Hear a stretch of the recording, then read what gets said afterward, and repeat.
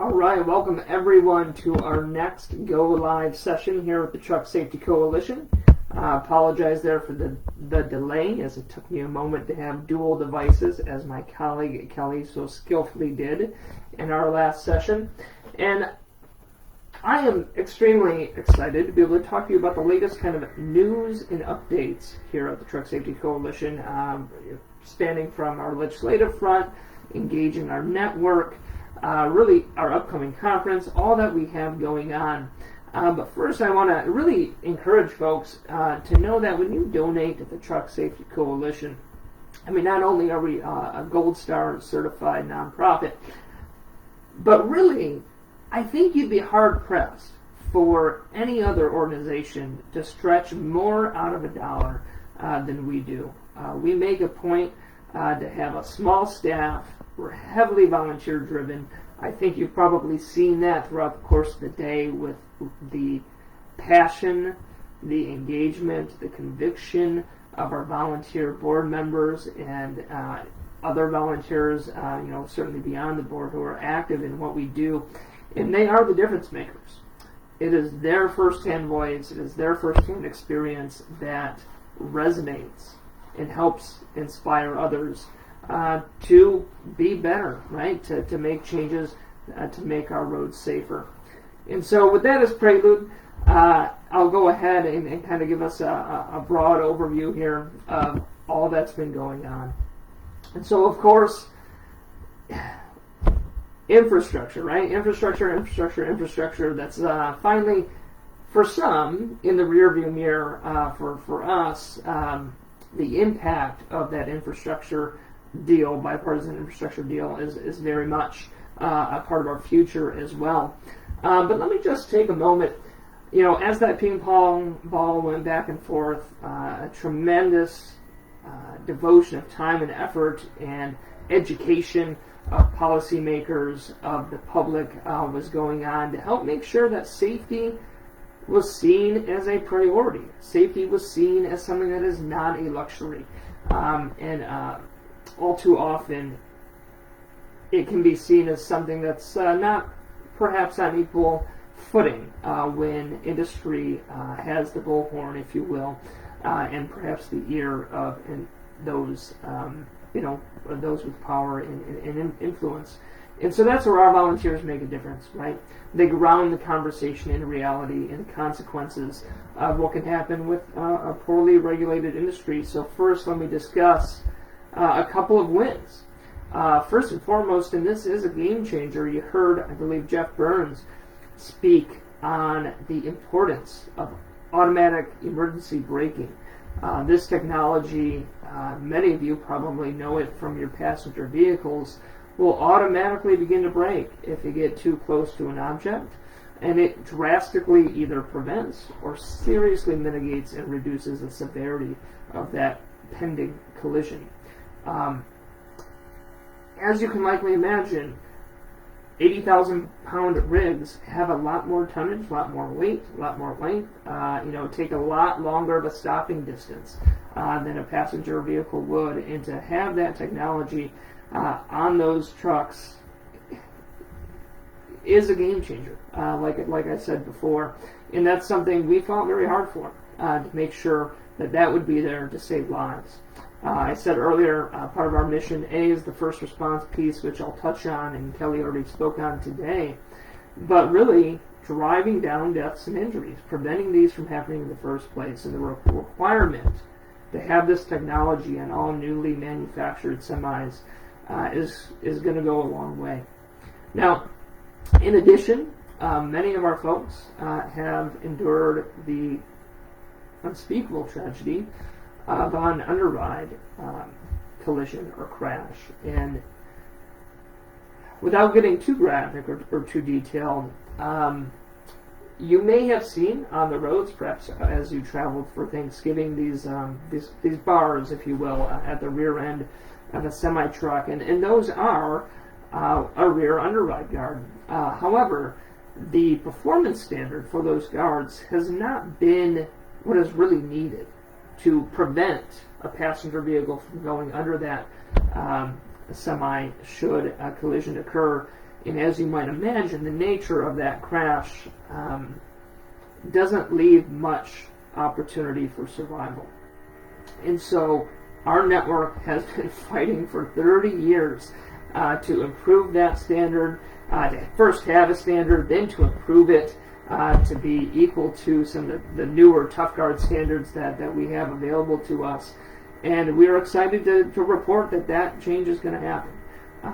There are going to be folks who would not be with us otherwise as a result of the AD change, the underwrite guard change. These are no small things, and pieces of reform that the Truck Safety Coalition, Crash and Pat and other partners have been fighting for I was going to say decades, but AAB has not been around necessarily for decades, but for an extremely long amount of time. All right, I could say more on that front. By the same token, as a part of that same infrastructure bill, you heard, again, I believe Jeff share some of the things that we didn't like about that, to include team trucking, which, I mean, you don't even need data, right, to think that that's not a good idea. But, of course, we have data on our side in this case, and are pushing back quite strongly on the team trucking pilot program, and it is our hope that at the conclusion of this pilot apprenticeship program that it will not endure and it will not last. And you can count on our network to be active and engaged to help influence that outcome as we move forward. Many other items. We talked about hours of service. Daphne just did a remarkable job talking about hours of service requirements. The ELDs, the electronic logging devices, these are devices that ensure and require and prove that drivers do what they need to do in terms of rest. We are actively fighting against a rule that was released in the last administration that relaxed a lot of the important changes that were made over the course of the past number of years in regards to hours of service. As again, we know the NTSB, the National Traffic Safety Board, routinely cites hours of service violations and fatigue as a major contributor in truck crashes. And taking a pause there, again, I won't go into much more detail there. I've already spoken for a while on some of the important issues that we're thinking about and focused on as a community. But I really want to reinforce that this is not, it is niche in the sense that, these are issues you probably don't think about every day. But you probably should care about the outcome. The Department of Transportation has declared roadway fatalities to be a crisis in the past month. This is a remarkable statement by our government. And fatalities are already at 5,000 deaths a year in truck crash incidents, and we expect that to rise as a result of this recent announcement, again, from the Department of Transportation. So this is a legitimate issue, and again, to speak to what Jeff shared earlier, our victims, the folks who make sure that people know about the change that needs to happen, they're no different from you or I. That could just have easily been your loved one, been you yourself, stopped in traffic when a preventable crash occurred that caused terrific damage. So this is something that we should pay attention to, and that's really why we exist.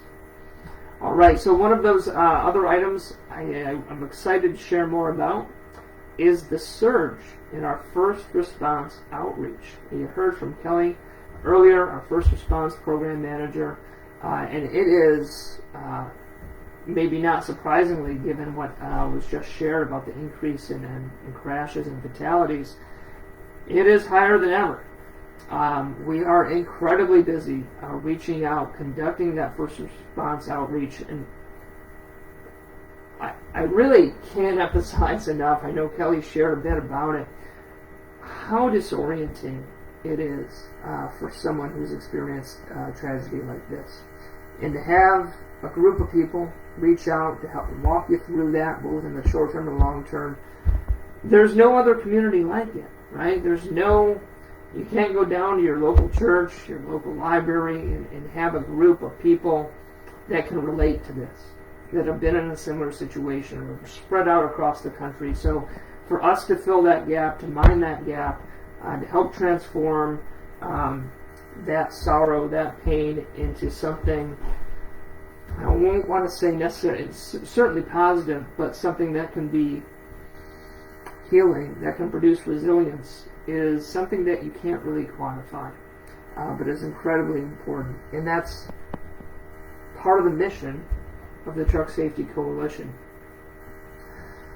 Coming up, we do have our conference in March, late March of 2022, where we bring together longtime survivors, new victims, everyone really under the sun affiliated with our work, to receive support in best-in-class training to help kind of recover from some of that trauma that's been endured, but then also to use that voice, to use that experience to make sure that it isn't someone else's brother or son or husband that has to be lost before change happens next time.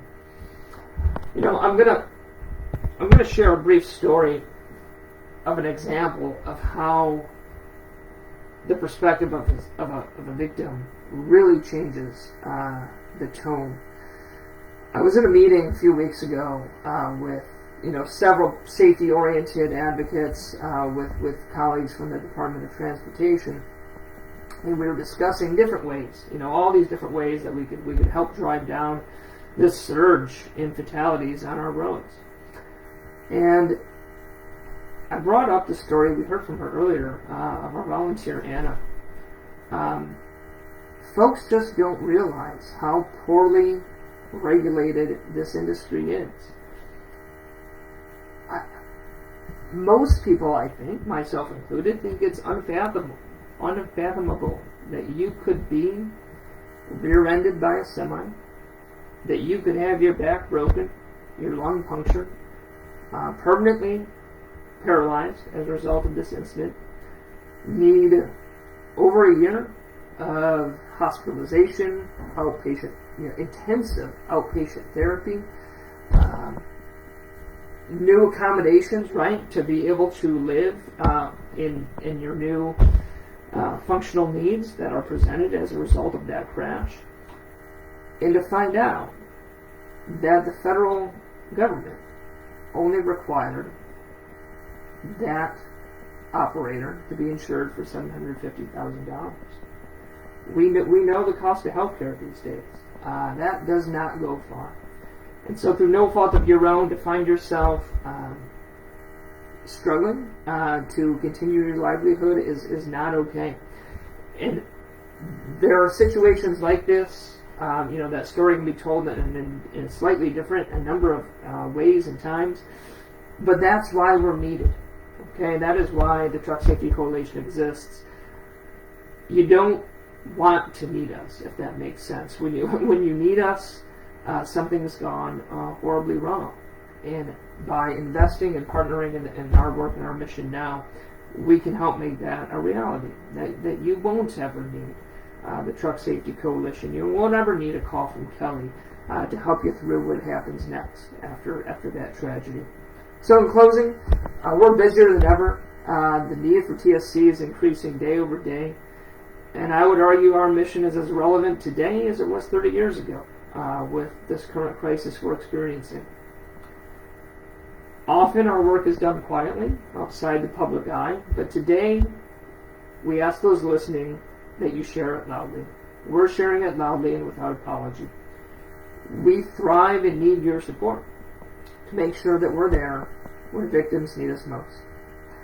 Your giving, and giving generously, enables us to help those victims of the long haul and to ensure that their voices are heard clearly and powerfully by policymakers, by department officials, anyone in a position of influence, so that we can shake up the status quo and make sure that everyone gets home safely. So I thank you for listening. I thank you for considering to donate. And again, rest assured, your donation is not going to go farther anywhere else but here. we are committed to making sure that we have maximum impact with what we receive. So know that we will steward your dollars wisely. Thank you so much for being with us and continue to support us. This was the news overview. I could have shared more. We're doing a lot to engage our community virtually in this time of COVID, and that has just been such a support, such a life-giving thing to be a part of. And I want you to know that. For those who know you, who know me personally, rather, know that this is an incredibly life-affirming, life-giving organization, and one you can be proud to be affiliated with. So with that, I will tune out. I've got to hit buttons on 2 different screens here, so permit me to do that, and we'll chat later.